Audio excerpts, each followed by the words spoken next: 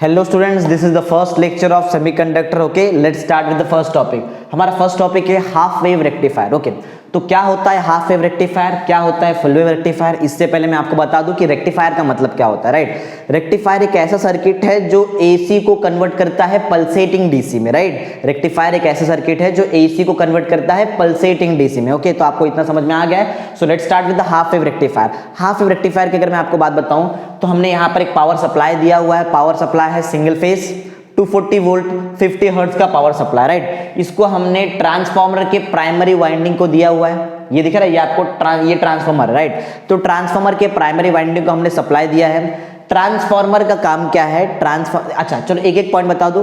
First point तो है supply. Right, a single phase 240 volt 50 hertz supply is given to the primary winding of a transformer. ये आपका first point है construction का। Okay, second point, transformer का काम क्या है। Transformer isolates the rectifier circuit from the main power supply in order to reduce the risk of electric shock. Transformer rectifier circuit को उसके मेन पावर सप्लाई से अलग कर देता है, आइसोलेट करता है, इसलिए क्योंकि यहां पर इलेक्ट्रिक शॉक का रिस्क थोड़ा कम हो जाए। बस यही पॉइंट है। पॉइंट पढ़े, the transformer isolates the rectifier from the main power supply reducing the risk of electric shock. Clear. ये जो डायोड D1 है, ये जो डायोड है ये पीएन जंक्शन डायोड। राइट, ये डायोड D1 ये लोड रेजिस्टेंस RL दोनों का हमने सीरीज में कनेक्ट करके रखा हुआ है। Diode D1 and load resistance RL are connected in series. Clear, एकदम इज द पॉइंट। आगे बढ़ते हैं। अब ये वर्क कैसे करता है ये सर्किट, चलो वो देखते हैं। सबसे एक सिंपल कंसेप्ट है, जब भी ये जो दिख रहा है आपको ये वेवफॉर्म, ये है आपका इनपुट वेवफॉर्म। मींस इनपुट जो होगा, इनपुट पावर, वो इनपुट पावर सप्लाई का जो वोल्टेज है वो वोल्टेज का वेवफॉर्म बनाया समझो मैंने। राइट, तो ये इनपुट वोल्टेज का वेवफॉर्म है, साइनोसॉइडल आपको दिख रहा है, साइन वेव है प्रॉपर्ली। ये होता है एक फुल साइकिल। इसमें से सिर्फ हम बात कर रहे हैं सिर्फ पॉजिटिव हाफ साइकिल का। जैसे ही पॉजिटिव हाफ साइकिल यहाँ पे हम इनपुट में देंगे, आपका पॉइंट ए बन जाएगा positive with respect to point D. Means point A बन जाएगा पॉजिटिव और पॉइंट डी बन जाएगा नेगेटिव। सबको पहले से पता है कि डायोड का अगर पॉजिटिव टर्मिनल को कनेक्टेड है और डायोड का नेगेटिव टर्मिनल को कनेक्टेड है तो ये डायोड वर्क करता है। राइट, वर्क करता है मींस ये फॉरवर्ड बायस होगा। फॉरवर्ड बायस में इसके थ्रू करंट फ्लो होता है, ये सबको पता है, हमने 11th स्टैंडर्ड पढ़ा हुआ है। Okay, so for positive half, देखो मैं जो बोल रहा हूं ना वही पॉइंट आपके वर्किंग में फर्स्ट पॉइंट में लिखा है, तो जब मैं बोल रहा हूं उसको इससे कंपेयर करो प्रॉपर्ली। देखो, for positive half cycle of input voltage point A becomes positive with respect to point D. Right, also positive terminal of diode D1 is connected to positive and negative terminal of diode D1 is connected to negative, hence diode is forward bias। अगर diode forward bias है तो वो work करेगा means उसके through current flow होता है। अच्छा, तो करंट फ्लो होने का डायरेक्शन भी चलो यहाँ बता दूं आपको।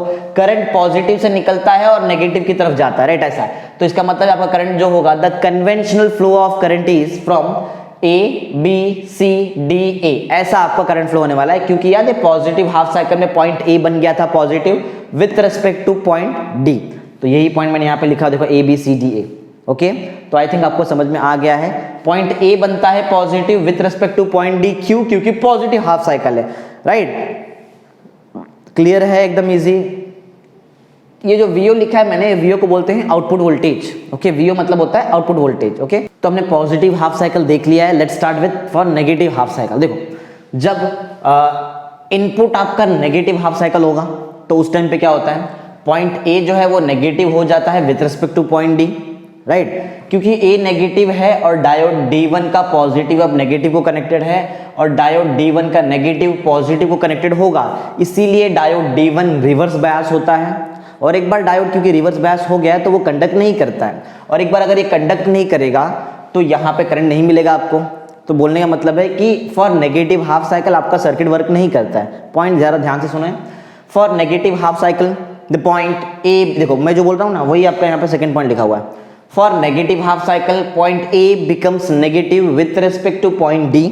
Right, also the positive terminal of diode D1 is connected to negative and negative terminal of diode D1 is connected to positive, hence diode D1 is reverse bias। right, hence in this case no current flows through the circuit। right, तो यहाँ पे आपको कोई current नहीं मिलने वाला है, समझा पॉइंट? ओके, तो इसीलिए आपको यहाँ पे नेगेटिव वाला साइकिल इनपुट जो था वो आपको आउटपुट में देखने नहीं मिल रहा है, सिर्फ पॉजिटिव देखने मिल रहा है। फिर से जो पॉजिटिव आएगा, क्योंकि पॉजिटिव में तो वर्क करता है हमारा सर्किट, तो पॉजिटिव फिर से आपको आउटपुट में देखने मिलेगा। तो आई थिंक आपको समझ में आ चुका है ये क्या है। राइट, ओके, तो let's start with full wave rectifier. Full wave rectifier क्या होता है, चलो वो देखते हैं। ओके, तो फुल वेव रेक्टिफायर का सर्किट आप देख ही रहे हो, ऐसा एग्जैक्ट सर्किट तुम्हारे टेक्स्ट बुक में नहीं दिया है, बट ठीक है, वो सर्किट और ये सर्किट का कनेक्शन प्रॉपर्ली मैच होता है। स्टार्ट करते हैं। ओके, देखो यहाँ भी वही लॉजिक है, पॉजिटिव हाफ साइकिल और नेगेटिव हाफ साइकिल का। तो चलो सबसे पहले हम देखते हैं कि पॉजिटिव हाफ साइकिल में क्या होता है। सबको मालूम है पॉजिटिव हाफ साइकिल में पॉइंट ए बनता है positive with respect to point E, right है ना। तो पॉइंट ए क्योंकि पॉजिटिव है विथ रिस्पेक्ट टू पॉइंट ई, तो डायोड का पॉजिटिव, डायोड D1 का positive point A means positive को कनेक्ट, चलो बता दो प्रॉपर्ली लिख के। पॉजिटिव हाफ साइकिल के लिए आपका पॉइंट ए बनता है पॉजिटिव और पॉइंट ई बनता है नेगेटिव, राइट। डायोड का पॉजिटिव पॉजिटिव को कनेक्टेड है, डायोड का नेगेटिव कनेक्टेड है नेगेटिव को, तो ये डायोड फॉरवर्ड बायस है और ये डायोड वर्क करेगा, राइट। आगे डायोड D2 का पॉजिटिव नेगेटिव को कनेक्टेड है, डायोड D2 का नेगेटिव पॉजिटिव अपोजिट है यहाँ पे, तो ये डायोड वर्क नहीं करेगा, मींस फॉरवर्ड बायस में सिर्फ D1 वर्क करता है। पॉइंट जरा ध्यान से सुने, for positive half cycle of input, मैं जो बोल रहा हूँ ना वही तुम्हारा पॉइंट वर्किंग यहाँ पे लिखा हुआ है, राइट। इसका कंस्ट्रक्शन और यहाँ का कंस्ट्रक्शन दोनों सेम सेम है, सिर्फ पॉइंट नंबर 3 थोड़ा सा अलग है। पॉइंट नंबर 3 में ये बताया मैंने, diode D1, diode D2 and load resistance RL are connected as shown in the figure, देख सकते हैं आप, वही लिखा हुआ है यहाँ पे, क्लियर। चलो तो कंस्ट्रक्शन सेम सेम है तो बताने की जरूरत नहीं, डायरेक्ट वर्किंग पे आएंगे हम, ध्यान देना। For positive half cycle of input voltage point A becomes positive with respect to point E, also positive terminal of diode D1 is connected to positive and negative terminal of diode D1 is connected to negative, hence diode D1 is forward bias। पता है मैंने कहां तक बता दिया, मैंने यहां तक बता दिया तुमको, यहां से यहां तक बता दिया। अब आगे सुनो, D1 फॉरवर्ड बायस है, D2 के बारे में बात करते हैं। D2 में देखो क्या है, the positive terminal of diode D2 is connected to negative and the negative terminal of diode D2 is connected to positive, hence diode D2 is reverse bias, इसीलिए diode D2 क्या है, रिवर्स बायस है और ये work नहीं करेगा। तो देखो मैंने तुमको कहां तक बता दिया, रिवर्स बायस यहां तक बता दिया। अब आगे सुनो, क्योंकि ये फॉरवर्ड बायस है और ये रिवर्स बायस है, तो ये वर्क कर रहा है, ये नहीं वर्क कर रहा है, तो करंट तो फ्लो होगा। देखो करंट कैसे फ्लो होता है, करंट हमको पता है कि पॉजिटिव से करंट निकलता है और डायोड सिर्फ D1 वर्क कर रहा है, तो ये जीरो रेजिस्टेंस ऑफर करेगा, और जो डायोड D2 वर्क नहीं कर रहा है ये इनफाइनाइट रेजिस्टेंस ऑफर करेगा, मींस इस लूप में कोई करंट नहीं देने वाला है, ऊपर वाले लूप में ही करंट रहेगा, राइट। ये ऊपर वाला लूप दिख रहा है आपको, लूप, यही लूप में करंट होने वाला है, नीचे वाले लूप में करंट नहीं होगा। देखो कैसे होता है, करंट ए से निकलेगा क्योंकि पॉजिटिव टर्मिनल, ए से बी जाएगा, बी से सी आएगा, सी से एफ जाएगा, एफ से ए जाएगा, means A B C F A, this is the conventional direction of flow of current, A B C F A. Okay, बात समझ में आई। आगे बढ़ते हैं। नेक्स्ट, अगर मैं नेगेटिव हाफ साइकिल की बात करूं, देखो negative half cycle, negative half cycle में क्या होता है, पोलैरिटी चेंज हो जाएगी, ए और ई की पोलैरिटी दोनों चेंज हो जाएगी, बस और कुछ नया नहीं है, राइट। चलो देखते हैं। तो मैं जो बोलूंगा वो पॉइंट तुम्हारा यहां पर लिखा हुआ है, एकदम ध्यान देना। हाँ, क्योंकि पॉजिटिव हाफ साइकिल में आपका ये जो सर्किट है वो वर्क किया है, इसीलिए जो भी आप इनपुट दोगे वही चीज आपको आउटपुट में दिखाई मिलेगी। ये आउटपुट का ग्राफ है, मैंने इनपुट का ग्राफ बनाया नहीं, इनपुट का ग्राफ तुम्हारा काम है, तुम लोग इसके ऊपर ये ऐसा इनपुट का ग्राफ बना देना, ठीक है। तो इनपुट पॉजिटिव दिया, आउटपुट में पॉजिटिव हाफ साइकिल मिला, क्लियर। अब देखते हैं नेगेटिव हाफ साइकिल के बारे में। जब हम नेगेटिव हाफ साइकिल देंगे तो पॉइंट ए बन जाएगा negative with respect to point E, clear.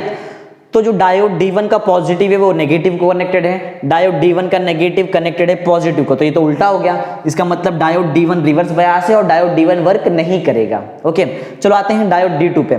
D2 diode का जो पॉजिटिव है वो पॉजिटिव को कनेक्टेड है और D2 डायोड का नेगेटिव नेगेटिव कनेक्टेड है, तो ये तो फॉरवर्ड बायस है और ये वर्क करेगा, राइट। तो नेगेटिव हाफ साइकिल में कौन वर्क कर रहा है, D2 वर्क कर रहा है, क्योंकि D2 फॉरवर्ड बायस है। तो बट ऑब्वियस सी बात है, इस केस में आपका जो करंट होगा वो सेकंड नीचे वाले लूप में होने वाला है, क्लियर है। चलो देखते हैं कि मैं ये पॉइंट बोलता हूं, यही पॉइंट मैं बोल रहा हूं, जरा ध्यान दो। For negative half cycle point A becomes negative with respect to point E, right. Also positive terminal of diode D1 is connected to negative and negative terminal of diode D1 is connected to positive, hence it is reverse bias. तो पता है मैंने कहां तक बता दिया तुमको, यहां तक बता दिया, रिवर्स बायस। अब आगे सुनो, D2 के बारे में बात कर रहा हूं। The positive terminal of diode D2 is connected to positive and negative terminal of diode D2 is connected to negative, hence it is forward bias। ये वर्क करेगा, राइट। और अगर ये वर्क करेगा तो यहाँ पे करंट फ्लो होने वाला है। चलो देखते हैं करंट कैसे फ्लो होगा। करंट तो पॉजिटिव से निकलता है, तो इस केस में conventional direction of flow of current क्या होगा, जरा सुने, EDCFE, समझा, EDCFE, क्लियर है।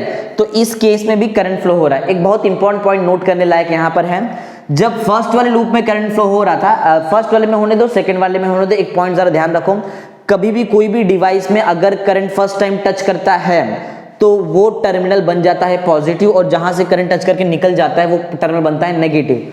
फर्स्ट वाले केस में याद करें, जब करंट ऐसा फ्लो हो रहा था तो करंट ऐसा जब फ्लो हुआ तो करंट ने इस लोड रेजिस्टेंस को पहले यहां से टच किया, इसलिए पॉजिटिव यहां पर आया, नेगेटिव यहां पर आया।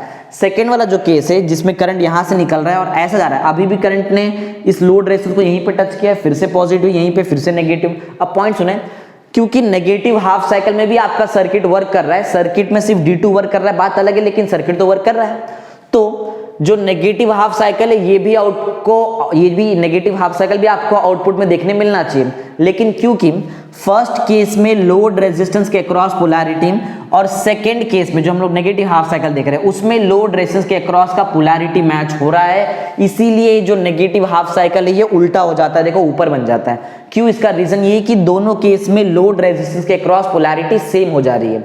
बात समझ में आ रही है? यही है कंसेप्ट, समझा? तो नेगेटिव हाफ साइकिल में भी D2 वर्क करता है, पॉजिटिव हाफ साइकिल में D1 वर्क करता है। क्लियर है? तो ऐसा आपको आउटपुट मिलेगा, फिर से पॉजिटिव हाफ साइकिल में D1 वर्क करेगा और आपको ऐसा ग्राफ मिलेगा, D2 वर्क करेगा नेगेटिव हाफ साइकिल में, फिर ऐसा ग्राफ मिलेगा। तो ये समझ में आ गया रहेगा, ये आउटपुट वोल्टेज का ग्राफ है, इनपुट वोल्टेज का ग्राफ आपको इसके ऊपर बनाना है, ठीक है? तो आई थिंक आपको फुल वेव रेक्टिफायर भी एकदम अच्छी तरह से समझ में आ चुका है। हाफ वेव रेक्टिफायर में सर्किट बनाना है, कंस्ट्रक्शन वर्किंग बताना है, उसके वेवफॉर्म बताना है। ये देखो, ये इनपुट वेवफॉर्म होता है, इनपुट साइनोसॉइडल इसलिए होता है क्योंकि इनपुट में हम एसी करंट दे रहे हैं, या फिर आप बोल सकते हो एसी वोल्टेज दे रहे हैं, राइट? आउटपुट जो हमको मिलेगा, आउटपुट एकदम एग्जैक्ट डीसी नहीं है। एग्जैक्ट डीसी ग्राफ देखो मैंने यहाँ बनाया हुआ है, राइट? एग्जैक्ट डीसी आपका आउटपुट नहीं है, आपका जो आउटपुट है वो है पल्सेटिंग डीसी। तो आई थिंक आपको समझ में आ चुका है कि ये हाफ वेव और फुल वेव रेक्टिफायर क्या क्या है। रेक्टिफायर का काम होता है एसी को पल्सेटिंग डीसी में कन्वर्ट करना। Okay, let's start with advantage of full wave rectifier. Full wave rectifier का एडवांटेज क्या होता है, चलो वो देख लेते हैं, बहुत इजी है, पॉइंट जरा ध्यान से सुने। फुल वेव जो रेक्टिफायर है ये दोनों साइकिल में काम करता है, for positive half cycle as well as for negative half cycle, दोनों साइकिल में काम करता है। तो यहाँ पे पॉइंट ऐसा हुआ लिखा है, rectification takes place in both the cycles of AC voltage, right? AC voltage का दोनों साइकिल मींस दोनों हाफ साइकिल। क्लियर? आगे बढ़ते हैं। ये जो फुल वेव रेक्टिफायर है इसका efficiency as compare to half wave rectifier बहुत ज्यादा है, राइट? तो पॉइंट ऐसा है, efficiency of full wave rectifier is much more as compared to that of efficiency of half wave rectifier। Third point ये है कि जो फुल वेव रेक्टिफायर है इसका जो रिपल होता है वो as compare to half wave rectifier कम होता है, right? The ripple in full wave rectifier is less as compare to that of half wave rectifier. ठीक है, तो ये 3 पॉइंट आप याद रखें, advantage of full wave rectifier. Let's start with new topic which is ripple factor. Ripple factor क्या होता है, चलो वो देखते हैं। देखो, रिपल बहुत इजी बहुत एकदम इजी कंसेप्ट है। जो रेक्टिफायर का जो आउटपुट होता है इसमें एसी कंपोनेंट होता है विद डीसी कंपोनेंट, राइट? तो वो जो अनवांटेड एसी कंपोनेंट्स हैं इसको हम बोलते हैं ripple, right? The output of rectifier consist of AC component along with DC component called as ripple, इसको हम रिपल बोलते हैं, राइट? आगे बढ़ते हैं। ये जो रिपल है ये पहली बात तो ये अनडिजायरेबल है। सेकेंड चीज, अगर ये आपके रेक्टिफायर के आउटपुट में प्रेजेंट है तो ये फ्लक्चुएशन क्रिएट करता है। क्लियर? पॉइंट पढ़े। The ripple is undesirable and is responsible for creating a fluctuations in rectifier output। Clear? वही बताया मैंने। आगे बढ़ते हैं। अगर मुझे कोई भी रेक्टिफायर का इफेक्टिवनेस चेक करना है तो मैं क्या करूंगा, बहुत इजी सा काम करने वाला हूं, मैं जस्ट उस रेक्टिफायर का चेक करूंगा रिपल फैक्टर। अगर मुझे कोई भी सर्किट का रिपल फैक्टर कम मिलता है इसका मतलब यह है कि वो सर्किट ज्यादा इफेक्टिव है, वो रेक्टिफायर ज्यादा इफेक्टिव है। तो पढ़ते हैं point. The effectiveness of rectifier depends upon the magnitude of ripple component, right? Depend upon the magnitude of ripple components in its output. उसके आउटपुट में रिपल कंपोनेंट पे डिपेंड करता है वो कितना इफेक्टिव है। क्लियर है? जितना कम रिपल होगा उतना ज्यादा अच्छा रेक्टिफायर है, एकदम simple. Smaller ripple means rectifier is more effective. एकदम इजी है, देखो बिल्कुल भी हार्ड टॉपिक नहीं। आगे फिफ्थ वाला जो पॉइंट है वो ये फॉर्मूले के बेसिस पे एक थ्योरी लिखा हुआ है। अगर आपको रिपल फैक्टर निकालना है तो सिंपल क्या करें, रेशियो निकालें। किसका रेशियो निकालना पड़ेगा हमको? RMS value of AC component to the value of DC component, right? DC component का जो वैल्यू है और जो RMS value of AC component, दोनों को डिवाइड कर दो, you will get the ripple factor for that circuit. समझा है? एकदम ईजी है। तो यही डिफाइन मैंने यहाँ पे लिखा हुआ है। Ripple factor is defined as the ratio of, right, RMS value of AC component to the value of DC component. ठीक है, ओके। तो आई थिंक आपको रिपल फैक्टर भी एकदम अच्छी तरह से समझ में आ चुका है। आगे बढ़ते हैं विद फिल्टर। फिल्टर्स क्या होते हैं? फिल्टर्स एक ऐसे सर्किट है जो क्या करता है, रेक्टिफायर का अनवांटेड जो भी आउटपुट है उसको निकाल देता है। Simple. Filters are the circuit which removes unwanted rectifier output, जो रेक्टिफायर का अनवांटेड आउटपुट है वो उसको निकाल देता है। हमारे सिलेबस में कैपेसिटर फिल्टर दिया हुआ है, राइट। तो आप देख सकते हैं ये रेक्टिफायर है जो एसी को पल्सेटिंग डीसी में कन्वर्ट करता है। फिर पल्सेटिंग डीसी का जो कर्व है, ये दिख रहा है जो पल्सेटिंग डीसी का कर्व, इसको थोड़ा और स्मूथ करने का काम करता है कैपेसिटर फिल्टर। अच्छा, होता क्या, काम कैसे होता है, मैंने कैपेसिटर फिल्टर एक्सप्लेन किया है on the basis of half wave rectifier. Clear, point ध्यान से सुने। जैसे ही पॉजिटिव हाफ साइकिल आता है, हमको पता है कि for positive half cycle diode D1 is forward बायस। अगर डायोड D1 फॉरवर्ड बायस है तो करंट फ्लो होता है, और करंट अगर फ्लो होगा तो लोड रेजिस्टेंस के अक्रॉस मींस पैरेलल में जो मैंने यहाँ पे कैपेसिटर लगा के रखा हुआ है, ये क्या होगा, ये चार्ज हो जाता है। कैपेसिटर की बेसिक प्रॉपर्टी है कि वो चार्ज होता है, डिस्चार्ज होता है, राइट। तो जैसे ही पॉजिटिव हाफ साइकिल आता है, इनपुट में डायोड D1 आपका फॉरवर्ड बायस हो जाएगा, इसीलिए डायोड से करंट फ्लो होगा, इसीलिए आपको जो कैपेसिटर है वो चार्ज होगा, राइट। और कहां तक चार्ज होता है, कैपेसिटर चार्ज होता है to its maximum value Vm। वो Vm तक सिर्फ चार्ज हो सकता है, Vm के आगे चार्ज नहीं हो सकता। क्लियर, पॉइंट समझ में आ रहा है? ओके, Vm को बोलते हैं हम मैक्सिमम वैल्यू या फिर मैक्सिमम वोल्टेज बोल लो आप, ठीक है। और ये जो मैक्सिमम वोल्टेज तक जो कैपेसिटर चार्ज होता है, इसको हमने रिप्रेजेंट किया है इन द ग्राफ OA से, दिख रहा है जो मैंने लिखा है OA रिप्रेजेंट करता है कि ये चार्जिंग है, राइट। ये टाइम पे कैपेसिटर चार्ज हो रहा है। ओके, एक तो पॉइंट आई थिंक आपको फर्स्ट पॉइंट समझ में आ गया रहेगा। For positive half cycle of half wave rectifier की बात कर रहा है, याद रखना। When the diode is forward bias, diode forward bias था, कैपेसिटर चार्ज हो रहा था, द कैपेसिटर गेट्स चार्ज। कहां तक चार्ज होता है, उसके मैक्सिमम वैल्यू Vm तक means maximum voltage. The capacitor gets charged to its maximum voltage Vm तक वो चार्ज होता है as indicated by OA जो ग्राफ में इंडिकेट कर रहा है, ये कैपेसिटर का चार्जिंग को इंडिकेट कर रहा है। ओके, एक जरा पॉइंट ध्यान से समझे। ये जो इतना सा पार्ट है ये बहुत कम टाइम है, राइट। ये वोल्टेज वर्सेस टाइम का ग्राफ है एक्चुअल में देखा जाए तो ये जो टाइम है ना, ये बहुत कम टाइम है, ऑलमोस्ट जीरो टाइम है, means charging time almost zero होता है। रीजन बता दूं मैं आपको, फॉरवर्ड बायस में जो आपका डायोड है, देखो पॉजिटिव हाफ साइकिल में जो आपका डायोड है वो फॉरवर्ड बायस था। जब भी डायोड फॉरवर्ड बायस होता है करंट फ्लो होता है, और क्योंकि करंट फ्लो हो रहा है इसका मतलब है कि डायोड, अब जो डायोड है वो जो रेजिस्टेंस ऑफर करता है फॉरवर्ड बायस में नेग्लिजिबल रेजिस्टेंस ऑफर करता है, ऑलमोस्ट जीरो रेजिस्टेंस ऑफर करता है। ये बात समझो जरा, राइट। क्योंकि डायोड फॉरवर्ड बायस है तो डायोड जीरो रेजिस्टेंस ऑफर करेगा। तो जब कैपेसिटर का चार्जिंग हो रहा था उस टाइम पे कैपेसिटर के चार्जिंग पाथ में कोई रेजिस्टेंस नहीं है एक्सेप्ट डायोड्स फॉरवर्ड रेजिस्टेंस जो नेग्लिजिबल होता है, राइट, बहुत कम होता है, जीरो होता है ऑलमोस्ट। समझा पॉइंट क्या है? ओके, तो चार्जिंग के टाइम पे कोई उसके पाथ में कोई रेजिस्टेंस है ही नहीं, इसीलिए कैपेसिटर का चार्जिंग टाइम बहुत कम होता है। यही मैंने बताया पॉइंट नंबर 2 में। As there is no resistance in charging path except diodes forward resistance, right, which is negligible, जो नेग्लिजिबल होता है, which is negligible, hence charging time is almost zero. Negligible होता है, चार्जिंग टाइम बहुत कम time नहीं होता है चार्जिंग का, ओके, जीरो होता है ऑलमोस्ट। समझा पॉइंट? चलो अब नेगेटिव हाफ साइकिल देखते हैं। जैसे ही नेगेटिव हाफ साइकिल आएगा आपका डायोड तो रिवर्स बायस हो जाता है। रिवर्स बायस होगा तो डायोड से करंट फ्लो होगा ही नहीं। अगर डायोड से करंट फ्लो नहीं होगा तो कैपेसिटर के पास करंट मिलेगा ही नहीं। इसका मतलब ये है कि कैपेसिटर उस टाइम पे, डायोड उस टाइम पे वर्क नहीं करता तो कैपेसिटर को एक ब्रेक मिल जाता है कि चलो भाई इस टाइम पे कुछ काम करते हैं। तो कैपेसिटर ऑलरेडी अपने मैक्सिमम वोल्टेज तक चार्ज हो चुका है। अब कैपेसिटर डिस्चार्ज करने ट्राई करेगा और कैपेसिटर डिस्चार्ज करेगा through load resistance. Load resistance के अक्रॉस कैपेसिटर डिस्चार्ज करता है। क्लियर? पॉइंट पढ़ते हैं। For negative half cycle the capacitor tries to discharge through load resistance as shown in the figure या फिर as shown in the graph indicated by A B जो part दिख रहा है, ए बी पार्ट है, इसमें कैपेसिटर डिस्चार्ज कर रहा है। ओ ए पार्ट में कैपेसिटर चार्ज हो रहा था, चार्ज हुआ, डिस्चार्ज हुआ। अब फिर से चार्जिंग होगा जब फिर से पॉजिटिव हाफ साइकिल आएगा। तो नेक्स्ट वाला पॉइंट यहां पे देखो, जब नेक्स्ट पॉजिटिव हाफ साइकिल आएगा तो उस टाइम पे अगर आपका इनपुट वोल्टेज कैपेसिटर के, ये दिख रहा है इतना पार्ट कैपेसिटर का वोल्टेज है, इसको एक्सीड करता है तो ही कैपेसिटर चार्ज होगा, राइट। अगर इससे नीचे है तो नहीं होने वाला कैपेसिटर चार्ज, क्योंकि कैपेसिटर पूरी तरह से डिस्चार्ज नहीं हुआ है, थोड़ा बहुत वोल्टेज अभी भी उसमें है। क्लियर? तो for next positive half cycle the input voltage exceeds the capacitor voltage. जो आपका इनपुट वोल्टेज है वो कैपेसिटर वोल्टेज से आगे जाता है, इसीलिए अब कैपेसिटर चार्ज होगा, राइट, नहीं तो कैपेसिटर चार्ज नहीं होता था।